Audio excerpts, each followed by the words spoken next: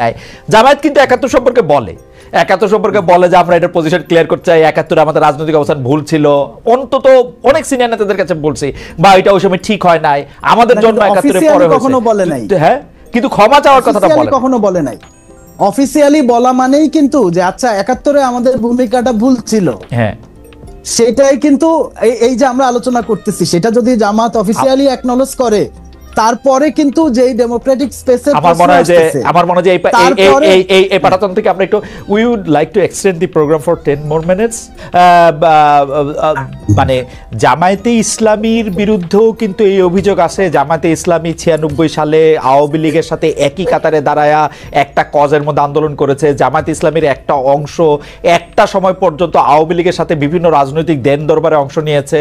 তার জায়গা থেকেও আপনি সেটাকে কিভাবে দেখেন সেটা একটু আমাদের বলবেন। আমরা একটু জনাব বাকিবিল্লাহকে শুনি। জনাব বাকিবিল্লাহ, আপনারা আওয়ামী লীগের কেউ বি টিম ছিলেন, সি টিম ছিলেন, এখন মানে সেই ব্যাপারটা আপনি প্রসঙ্গটা শুনেছেন। আচ্ছা জি আচ্ছা, হ্যাঁ গালিবের আলোচনা ধরে, আগের আলোচনা ধরে আমার কয়েকটা কথারই বলার আছে। এক নাম্বার হচ্ছে যে ঢাকা বিশ্ববিদ্যালয়ে শিবির নাম দিয়ে যেই ছাত্রদেরকে অত্যাচার নির্যাতন করা হয়েছে তার বেশিরভাগই ঢাকা বিশ্ববিদ্যালয়ের সাধারণ শিক্ষার্থী। শিবির ছিল একটা ট্যাগ, যেই ট্যাগ দিয়ে যে কোনো শিক্ষার্থীকে যে ছাত্রলীগের বিরুদ্ধে মিনিমাম কোনো ভয়েস কোনো দেয়া বা তাদের হল কেন্দ্রিক তাদের যেই পলিটিক্স সেইটার কোনো ইন্টারেস্টের বাইরে যাওয়া বা তাদের ভাষায় বেয়াদবি করা, এইটা আমারও মনে হয় যারা বাকি বলে, এটা আমারও মনে হয়, কিন্তু আমি মাঝখানে একটু খালি এইটা দর্শকরা খুব একটু অস্থির হয়ে উঠতেছেন। আপনারা কি মনে করেন যে ঢাকা বিশ্ববিদ্যালয়ে যে শিবিরকে রাজনীতি করতে দেওয়া হয় নাই সেইটা ঠিক করা হয়েছে, বা সেইটার দাবি কি এখন আপনাদের? আচ্ছা ওইটা একটু বলেন। এই পয়েন্টে আসলে 90-এর আন্দোলনের পরে ছাত্রদের যে একটা ঐক্য হয়, সেখানে আপনারা জানেন যে সর্বদলীয় ছাত্র সংগ্রাম পরিষদ বা ছাত্রদের পরবর্তীতে যে 10 দফা এবং বিশ্ববিদ্যালয়ের পরিবেশ পরিষদে একটা সর্বদলীয় ছাত্র ঐক্যের মধ্যে দিয়ে বিশেষ করে একটা সন্ত্রাসী সংগঠন হিসেবে শিবির, এবং এই প্রশ্নগুলি তো আসলে আমাদের রাজনীতি থেকে কখনো ইনভ্যালিড হয়ে যায় নাই। একটা হচ্ছে যে মুক্তিযুদ্ধের ভূমিকার ব্যাপারে তাদের অবস্থান এবং জামাতের অবস্থান, তারা কি মুক্তিযুদ্ধের ভূমিকার জন্য বাংলাদেশের জনগণের কাছে, কয়েকদিন আগেও দেখেন খালিদ ভাই শিবিরের পত্রিকায় আসছে যে বাংলাদেশের মুসলমানকে ভুল বুঝায়, সেটা শিবিরের পত্রিকা সেটা উদ্যোগ করছে, সেটা শিবিরের পত্রিকা উদ্যোগ করছে। বাকি আপনিও এটা নিয়ে লেখালেখি করছেন, আমিও এটা নিয়ে বলাবলি করছি, এটা উদ্যোগ করছে। এরপর যেটা আপনি ধরেন যে গতকালকে যে ঘটনাটা, আমরা কিন্তু ছাত্র দলের সন্ত্রাস, কুয়েটের যে সন্ত্রাস, সেটার মধ্যে সাথে সাথে কন্ডেম করছি যে ছাত্রদল এই যে রামদা নিয়ে এবং এই যে সহিংস ঘটনাটা ঘটালো, কিন্তু সেইখানকার কনটেক্সটে বিশেষ করে বৈষম্য বিরোধী ছাত্র আন্দোলন এবং শিবিরের একটা গুপ্ত অংশের নাম যে এসেছে এবং তাদের যে একটা উস্কানি ছিল, সেই আলোচনা কিন্তু আমরা প্রথমে করি নাই। আমরা ছাত্র দলকেই বিএনপিকেই দায় দিছি যে কুয়েটের সহিংসতার দায় তাদেরকে নিতে হবে। এবং এমসি কলেজে দেখেন যে একজন বিরোধী ছাত্র তার পায়ের রক কাটার চেষ্টা হয়েছে বলে অভিযোগ আসতেছে। এখন যেটা হয়েছে যে আমরা 5 আগস্টের পরে একটা নতুন কনটেক্সটে আছি। ছাত্র রাজনীতি প্রসঙ্গে আমরা শুরুতে যে আলাপ করতেছিলাম, গালিব যেটা বলতেছিল যে এখন আসলে রাজনৈতিক দলগুলির যে বিশ্ববিদ্যালয়ের শিক্ষা প্রতিষ্ঠানে ওই ভায়োলেন্স, ওই রাজনীতি চলবে না, এরকম একটা ঐক্যমত, এবং যেটা আসলে রাজনৈতিক সংস্কারের আমাকে একটু প্রশ্ন করার অনুমতি দেন। সেইটা হচ্ছে যে আপনি এইটা স্পষ্ট বুঝতে পারছেন, আমি কিছুটা একমত হইলাম যে সাধারণ শিক্ষার্থীদেরও অনেককে আসলে এই অত্যাচারের শিকার হইতে হয়েছে আওয়ামী লীগের আমলে, এবং তারা কেউ হয়তো সাধারণ শিক্ষার্থী ছিল, কেউ হয়তো জাস্ট আওয়ামী লীগের রাজনীতির বিরোধিতা করেছে, তাদেরকে শিবিরে ট্যাগ দেওয়া হয়েছে, তাদেরকে এটা করা হয়েছে, এটা আমি মনে করি। কিন্তু এখন মানে শেষমেশে যে ফেসবুকে এমসি কলেজের শিক্ষার্থীকে পেটালো ছাত্র শিবির, কোট আনকোট করে পত্রপত্রিকা যে নিউজ করা হচ্ছে, আপনি কিভাবে এতটা শিওর হইলেন যে এটা আসলে শিবিরকে ট্যাগ করা হচ্ছে না? বিকজ এতদিন পর্যন্ত বৈষম্য বিরোধী ছাত্ররা শিবিরের সঙ্গে ছিল বা পক্ষে ছিল বা শিবিরের কথা বলছে, যেই মুহূর্তে বৈষম্য বিরোধীরাও আসলে এগুলি বলতে শুরু করলো, তখন তো মিডিয়ার জন্য এটা ইজি যে কোনো কাউরে এই ছাত্র শিবিরে করছে বলাটা, নাকি? শোনেন, হয় কি যে রাজনীতির প্রথমেই আমার রাজনীতির যে জায়গা, যেমন কুয়েটের ঘটনা, আমি কি নিশ্চিত হইছি যে ওই লোকটা যে যুব দলের ছিল তার ছবি তো পত্রিকায় পরে আসছে, সোশ্যাল মিডিয়াতে পরে আসছে, কিন্তু আমরা তো ঘটনা এবং লোকাল ইনফরমেশনের সূত্র দিয়ে শুরুতেই আমরা বুঝে ফেলছি যে এটা ছাত্রদল এবং বিএনপি যুবদল মিলে রামদানি এই অ্যাটাকটা করছে। এবং এমসি কলেজের ঘটনায়ও পরিষ্কার, যাদের যাদের নাম আসছে তারা ছাত্র শিবির সংশ্লিষ্ট। আমি ব্যাপারটার একটা মানে, আপনি তো প্রফেসর, আপনার কাছে একটু অ্যানালজিটাই না বলি, যে ধরেন আওয়ামী লীগ এখন রাজনীতি করতে চাইলো, যেটা জামাত প্রথমে বলতেছিল যে আওয়ামী লীগের মধ্যে যারা দোষী না তাদের মধ্যে কেউ যদি এরকম থাকে তারা নেতৃত্বের দোষ স্বীকার করে ক্ষমা চেয়ে যদি রাজনীতিতে আসতে চায়, যারা সরাসরি এর সাথে যুক্ত না তারা এটার মধ্যে আসতে পারবে। তো এইটা আওয়ামী লীগের ইনিশিয়েটিভ নিতে হবে। আমরা মনে করি যে আওয়ামী লীগ ইনিশিয়েটিভ নিয়ে এটা করবে, জনগণ তাদেরকে মাফ করবে কি করবে না, কোন জায়গা দিয়ে যাবে কি যাবে না, এটা জনগণ দেখবে। জামায়াতের কি এই ইনিশিয়েটিভটা 53 বছর নেয়ার সময় খালি চেতনা, পক্ষ বিপক্ষ এইটাই বিবেচ্য ছিল, নাকি জামায়াতের কোনো ইনিশিয়েটিভ নেওয়া জামাত দরকার মনে করছে? আজকে যদি বাকি বিল্লারা এরকম করে বাধা না দেয়, আজকে যদি ছাত্র সংগ্রাম পরিষদ করে এই জামাত ইসলামী রাজনীতি নিষিদ্ধের দাবি না উঠে, তাহলে 2 দিন পরে তো এই যেটা আপনারা দেখেছেন যে ইসলামী ছাত্র শিবিরের ইয়ে থেকে যেটা তুলে নেওয়া হয়েছে সেই বয়ানই তো জামাত ইসলামী দিবে। 71 সালে আমরা ভুল করছি, এটা ঠিক হয় নাই, আসেন আমরা ঠিক কাজগুলি করি আবার। জি বলেন। আপনার পরিবারে আপনি একমাত্র সদস্য নন, রাইট? আমি আশা করছি যে সেখানে আপনার মিসেস আছেন, আপনার ছেলেমেয়েরা আছে, এই 4-5 যারা আছে তাদের মত কিন্তু সব ব্যাপারে যে এক হয়ে যায় বিষয়টা এমন না, কিন্তু তারপরে পরিবার কিন্তু চলে, পরিবার কিন্তু ভেঙে যায় না। মতের ভিন্নতা থাকবে, এটা একটা সৌন্দর্য, এবং ভিন্নতা যখন থাকে তখন অনেক কিছু ডাইভার্সিটি চিন্তা করার সুযোগ থাকে। আমাদের মধ্যেও সেই রকম ভিন্নতা আছে, এটা সকল ধর্মেই আছে, এই ভিন্নতা সকল ধর্মে আছে। আচ্ছা, এটাকে বড় কোনো ম্যাটার হিসাবে আমরা দেখি না। তবে যারা ট্রুলি মানে ইসলামের ফলোয়ার, তারা এক কোরআন মানেন, এক আল্লাহ মানেন, এক রসুল মানেন, এই 3 জায়গায় তাদের কোনো মানে দ্বিমত নাই। সুতরাং মতের মূল জায়গাটা ঠিক আছে, বাকি জায়গাগুলো খুঁটিনাটি একটু এদিক সেদিক হতেই পারে, এটা কোনো বড় ব্যাপার না। আচ্ছা, আমরা যদি এই প্রশ্নটা এইভাবে এখন আনি যে 5 আগস্টের পরে সংখ্যালঘু সম্প্রদায় আক্রান্ত হয়েছে, পরে মাদ্রাসার ছাত্রদের মন্দির পাহারা দিতে হয়েছে, সম্প্রতি আবার মাজার ভাঙার ঘটনা হচ্ছে, সম্প্রতি বলতে 1-2 সপ্তাহের মধ্যে মাজার ভাঙার ঘটনা ঘটেছে, দরবার আক্রমণ করা হচ্ছে তৌহিদি জনতার কথা বলে। এই তৌহিদি জনতার বিষয়ে জামায়াতের অবস্থান আসলে কি? দরবার, পীর, ওরস, মাহফিল, সুফিবাদ, জামাতের একজন নেতা বা কর্মী ব্যক্তিগতভাবে এসব চর্চায় থাকতে পারে কিনা, অংশ নিতে পারবে কিনা? আমাদের দৃষ্টিভঙ্গি পরিষ্কার, এবং আমাদের দৃষ্টিভঙ্গি এটা নিজস্ব না, এটা কোরআনের দেওয়া দৃষ্টিভঙ্গি। সেটা হচ্ছে লা ইকরাহা ফিদ-দীন, দিনের ব্যাপারে কোনো বাড়াবাড়ি চলবে না। এখন কোনো মানুষের উপরে কারো আদর্শ চিন্তাধারা চাপায় দেওয়ার কোনো অবকাশ নেই। মানুষের মনোজগতে যখন পরিবর্তন আসবে, মানুষ যখন নির্দিষ্ট কোনো আদর্শকে ধারণ করবে, তখনই সেই আদর্শ কেবল বিজয় লাভ করতে পারে। এটি তার নৈতিক বিজয়, এটি তার প্রশাসনিক বিজয়, এবং এটি তার রাজনৈতিক বিজয়। তা আমরা এই ধরনের কার্যকলাপের কখনো সমর্থক নই, এবং আমরা সমর্থন করব না। আর যেটা বলেছেন যে মসজিদ আক্রান্ত হওয়ার পরে পাহারা, না, এই কথাটা ঠিক না ভাই। প্রথম 3 দিন কিন্তু বাংলাদেশে কোনো সরকার ছিল না। তা আমি মাঝে মাঝে বলতাম যে এখন প্রকৃত জনগণের সরকার চলতেছে। আমরা কিন্তু দ্বিতীয় দিন সকালবেলা থেকে সকল মন্দির পাহারা দেওয়া শুরু। মন্দির ঠিক, শুধু মন্দির পাহারা দিচ্ছেন আপনার, সেটি আমরা দেখছি, কিন্তু মাজার আক্রমণ সম্পর্কে বা মাজার ভেঙে ফেলা, তারপরে হচ্ছে দরবার আক্রমণ করা, সেগুলি সম্পর্কে পীর, ওরস, মাহফিল, সেগুলি না, আমরা এগুলা জোর করে কোনো কিছু প্রয়োগ করা, এটা আমরা পছন্দ করি না, এবং কারোই কোনো ব্যাপারে আইন হাতে তুলে নেওয়াকে আমরা সমর্থন করি না। জনাব শফিকুর রহমান, আপনি কি জানেন যে আপনি কি জানেন কিছু মাজার, দরবার এগুলিকে আক্রমণ করা হয়েছে?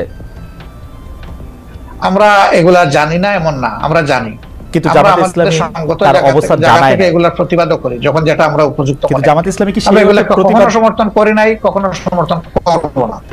সরায় নেন এই চেতনা বা এই পক্ষ বিপক্ষ 71, 25, 72, 24 এগুলি নিয়ে আমরা আসলে কথা না বলি।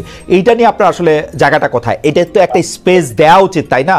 এটা তো একটা ওয়ান্স, মানে আপনি সারা জীবন এটা নিষিদ্ধ করে রাখলে, এবং ডক্টর গালিবের ওই বক্তব্যের সাথে আমি একমত, আপনি যদি নিষিদ্ধ করে রাখেন তখন তো আপনাকে ট্যাগ দিয়ে আরেকটা অন্যায়, কালকে যদি বাকি বিল্লাহ সাহেবের দাঁড়িয়ে আছে, দেখতে খুবই মানে একটা পরহেজগার সুন্দর মুসলমান মনে হয়, এবং খুবই জামাত ইসলামী সমর্থক বলে যদি কারো কাছে মনে হয়, ট্যাগ দেয়, দিয়ে একটা আরেকটা অন্যায় তার বিরুদ্ধে করে কিনা, সেটা আপনি একটু যদি বলেন জনাব। প্রথম হচ্ছে জামাত ইসলাম এখন নিষিদ্ধ না, এবং যেই পয়েন্টটা আমি একটু গোড়া থেকে আসি, মুক্তিযুদ্ধের পক্ষ বিপক্ষের রাজনীতি, আমি ধরেন 20-22 বছর বা আরো বেশি দিন ছাত্র সংগঠন করা থেকে বামপন্থী রাজনীতির মধ্যে আছি। আওয়ামী লীগের এই যে মুক্তিযুদ্ধের পক্ষ বিপক্ষ বিভাজন করার রাজনীতিকে বুদ্ধিভিত্তিক ভাবে আমার মনে পড়ে যে আমরা 2000-এর গোড়া থেকেই এটাকে চ্যালেঞ্জ করে আসতেছি। আগে যেই আলাপটা হয়েছে ফ্যাসিবাদের আওয়ামী লীগের মধ্যে যেই বাম শক্তিগুলি ছিল, দেখেন ওয়ার্কার্স পার্টি জাসদ, আমি যদি 2000-এর সাল থেকে দেখি এবং বামপন্থীদের যেই লিডিং মুভমেন্টটা তেল গ্যাস জাতীয় কমিটির মুভমেন্ট, সেই বিবিয়ানা গ্যাস ফিল্ডের গ্যাস ভারতে রপ্তানির বিরোধিতা থেকে শুরু করে এরপরে সর্বশেষ সুন্দরবনে যে ভারতীয় বিনিয়োগে যেই পাওয়ার প্ল্যান্ট, এই মুভমেন্টগুলি বামপন্থীরা লিড করছে এই 2000, আমি আমার দেখা 20 বছর এইখানে শ্রমিক কৃষকের গার্মেন্টস শ্রমিকের মজুরি বৃদ্ধির আন্দোলন বামপন্থীরা ছাড়া আর কেউ করে নাই, কোনো ইসলামিক পার্টি এবং অন্য কোনো দল করে নাই। ফলে যেই ফ্যাসিবাদের দোষর যে আমাকে মাফ করবেন, আমি একটু বলি, এইখানে কি আপনি একটা সিলেক্টিভ অমিশন করতেছেন কিনা? কারণ আপনাকে তো আসলে বিবিয়ানাতে যখন তেল গ্যাস বিদ্যুৎ বন্দর রক্ষা কমিটির আন্দোলন হয়, সেটা যে বিএনপি এই গ্যাসটা বিবিয়ানার গ্যাসটা মানে দিয়ে দিতে চাইছিল দিল্লিরে, এইটাকে আপনি ইচ্ছা করে বলতেছেন না যে আন্দোলনটা তেল গ্যাস বিদ্যুৎ বন্দর রক্ষা কমিটি করলো? আমি কেন এত ক্লোজলি এটা বলতেছি, আমি কিন্তু সেই তেল গ্যাস বিদ্যুৎ বন্দর রক্ষা কমিটির যে সর্বদলীয় কমিটি, নাগরিক কমিটি, সেটার মধ্যে আমিও সদস্য একজন সাংবাদিক হিসাবে, এবং আমাদেরকে কিন্তু আন্দোলন করতে হয়েছে বিএনপি যখন ভারতে গ্যাস দিতে বলছে। We had to. আপনারা কি এটা ইচ্ছা করে বাদ দিচ্ছেন? মানে বিএনপির না কোনোটাই বাদ দিচ্ছি না। ধরেন 2টা সময়েই আমরা এই আন্দোলনগুলি অগ্রসর করছি, বিএনপির টাইমেও করছি, বিবিয়ানা টাটারে গ্যাস দেওয়ার যেই জায়গা, আওয়ামী লীগের সময়েও করছি, কনকো ফিলিপসের সাথে চুক্তি এবং রামপাল পাওয়ার প্ল্যান্ট বিষয়ে। কথাটার প্রসঙ্গ যেটা ছিল যে ফ্যাসিবাদের দোসর যে লেফট গ্রুপ, তারা আসলে গত 2 দশক ধরে এই জায়গার বাম আন্দোলনের অংশ না। ওয়ার্কার্স পার্টির ছাত্র সংগঠন ছাত্র মৈত্রীকে আমরা 2004 সালেই এইখানে প্রগতিশীল ছাত্র জোট যেটা আমি প্রসঙ্গটা বুঝতে পারছি, দর্শকরা নিশ্চয়ই বুঝতে পারছেন, কিন্তু বাকিবিল্লাহ, যখনই আপনারা এই দাবিটা সামনে আনেন, আপনারা সকল ভালো কজের মধ্যে থাকতেছেন, আমাদেরকেও নিয়ে যেতেছেন আপনাদের ভালো ভালো কজের মধ্যে, কিন্তু আপনারা যখনই এই দাবিটা করতেছেন জামাত শিবিরের না রাজনীতি নিষিদ্ধ করতে হবে, জামাত শিবিরের ভূমিকা পরিষ্কার করতে হবে, জামাত শিবিরকে কোনো স্পেস দেওয়া যাবে না, তখন সেটা আওয়ামী লীগের জন্য লাভজনক হয়ে ওঠে কিনা? প্রশ্নটা হচ্ছে যে ধরেন এইখানে যে প্রশ্নটা, আমি আলাপটা আবার একটু গোড়ায় যাই, যে আজকে থেকে 30 বছর পরে যখন বলা হবে যে এই জুলাই মুভমেন্ট একদল বিপদগামী লোক আমেরিকার টাকা খেয়ে, এবং এইখানে বাংলাদেশ একটা খুব স্থিতিশীল জায়গায় ছিল, বাংলাদেশকে একটা নৈরাজ্যের মধ্যে ঠেলে দিছে, 30 বছর পরে কি এই প্রশ্নটা প্রাসঙ্গিক থাকবে না? জুলাই মুভমেন্টের এই জায়গাটা, যেই কারণে আমরা আওয়ামী লীগের ক্ষমা চাওয়ার প্রশ্নটা এবং তার বিচার এবং ক্ষমা চাওয়া, এই 2টার মধ্যে দিয়েই তার জন্য ডেমোক্রেটিক স্পেস ক্রিয়েট হবে। তার অন্যথা তো আমাদের এখন একটা সর্বসম্মত চুক্তি আছে। গালিব ভাই 2-1বার আমারে পার্সোনালাইজ করার চেষ্টা করছে, ব্যাপারটা আমার না, বাংলাদেশের যে বৃহত্তর সমাজ, সেই সমাজে জামাতে ইসলামীর গ্রহণযোগ্যতার বিরাট সংকট আছে, এবং মুক্তিযুদ্ধের প্রশ্নে ক্ষমা চাওয়ার আগ পর্যন্ত আমি মনে করি না যে এই সংকটের সমাধান হবে বা এই গণতান্ত্রিক স্পেস ক্রিয়েট হওয়ার কোনো জায়গা তৈরি হবে। সেটা আপনি কিসের ভিত্তিতে বলতেছেন জনাব বাকিবিল্লাহ? আপনি তো ওকে একটা স্পেস কখনোই এরকম দেন নাই, আপনি তো সারাক্ষণই ওকে আদার করে রাখছেন। যখন সারাক্ষণই একটাকে আদার করে রাখেন, আপনি তো জানেন না যে এটা বাংলাদেশের মানুষের মনে একটা বিরাট সংকট আছে। শুনেন, এটা খালিদ ভাই আমি আপনারে বলি, আপনি হয়তো জানেন যে ধরেন আমি একটা সংগঠন, ছাত্র সংগঠন করতাম, ছাত্র ইউনিয়ন, রাইট, এবং তার এন্টায়ার হিস্ট্রিতে আমাদের জানা মতে সে কখনো আর্মস পলিটিক্স করে নাই, ভায়োলেন্ট পলিটিক্স করে নাই, মানে এই যে, কিন্তু আমার সংগঠনের সঞ্জয় তলাপাত্র শাহাদাত ছাত্র শিবিরের হাতে রাজশাহী মানে খুন হয়েছে, বা আরো এখন যেটা ছিল যে এই জায়গাটা যখন তৈরি হয়েছে শুধুমাত্র মুক্তিযুদ্ধের ভূমিকার কারণে তৈরি হয় নাই। এখানে যে 90-এ সর্বদলীয় একটা সেকেন্ড ডক্টর গালিব, একটা সেকেন্ড, আমি একটু পরিষ্কার হওয়ার জন্য যারা বাকিবিল্লাহ, আমি একটু প্রশ্নটা বুঝাতে পারতেছি কিনা সেটা আমি আপনাকে বলি। ডক্টর গালিব একটা প্রসঙ্গ তুলছেন যে আপনি স্পেসটা দিবেন তারা কি রাজনীতি করে সেটা দেখবেন, নাকি আপনি এইটাই চালায় যাবেন এবং এইটা আসলে ঠিক হইতেছে কিনা? আপনি কি মনে করেন যে এটা এরকমই হওয়া উচিত? স্পেস দেওয়ার ব্যাপারটা আমার না। ধরেন কয়েকটা জায়গা আছে, আমি যদি জামাত ইসলামের রাজনৈতিক জায়গা নিয়ে বলি, জামাত ইসলামের শিবিরের ধরেন মেকানিজমের জায়গাটা স্ট্রং, তারা ক্যাডার বেস পলিটিক্স, লেনিনবাদী পার্টি স্ট্রাকচারে তার অনেক সক্ষমতা আছে। কিন্তু বাংলাদেশে জামাতে ইসলামীর গ্রহণযোগ্যতার সমস্যা কিন্তু শুধুমাত্র মুক্তিযুদ্ধের বিরোধিতার পয়েন্টে না। ওকে, এইখানে বাংলাদেশে ইসলামিস্টদের, আমাদের হানাফি সুন্নি যেই আমাদের বেশিরভাগ আমাদের মুসলমানরা, আমরা মুক্তিযুদ্ধের বাইরেও আমরা ছোটবেলা থেকেই দেখতেছি যে ইসলামিস্টদের একটা বড় অংশ ওহাবি মওদুদি এই জায়গা থেকে, এই জায়গাটা থেকে এবার একটা আমরা নতুন প্রসঙ্গে আসছি, আমরা এটা নিয়ে কথা বলতে পারি। অর্থাৎ আপনি আসলে মানে ইসলামিক ভাবধারার যে রাজনীতিটা বা ইসলামিক ধারার যে রাজনীতিটা জামাত ইসলামী করছে সেইটাকে আপনি একটা সমস্যা সংকুল জায়গা মনে করছেন? না শুধু ওইটা না, না শুধু যদি ওইটা হয় না, আমি আলাপটা করতেছিলাম আর একটু ব্রডার জায়গা থেকে। জি প্লিজ একটু তাহলে বলেন, একটু ব্রডার জায়গা। গ্রহণযোগ্যতার ক্রাইসিস, যে ধরেন এখন অনেকে ভাবতেছে যে জামাত ইসলাম নেক্সট পাওয়ার কন্টেন্ডার এবং তারা নানান কিছুতে অনেক আগায় আছে, কিন্তু আমি দেখি পুরা উল্টা রিয়েলিটি। আমি এখনো দেখি যে আসলে বাংলাদেশের বৃহত্তর সমাজের মধ্যে সাংগঠনিকভাবে সে আমার ধরেন বামপন্থীদের চেয়ে অনেক শক্তিশালী, সে ব্যাপারে কোনো দ্বিমত নাই, কিন্তু তার ব্যাপক গ্রহণযোগ্যতার সংকট আছে। প্রশ্নটা আমরা করতেছিলাম তারে নিষিদ্ধ করা বা আদার করা, আমরা ট্যাগিং এর পলিটিক্সের অভিজ্ঞতা, এইবার মনে হয় পাঠকটা পরিষ্কার হয়েছে জানা বাকি।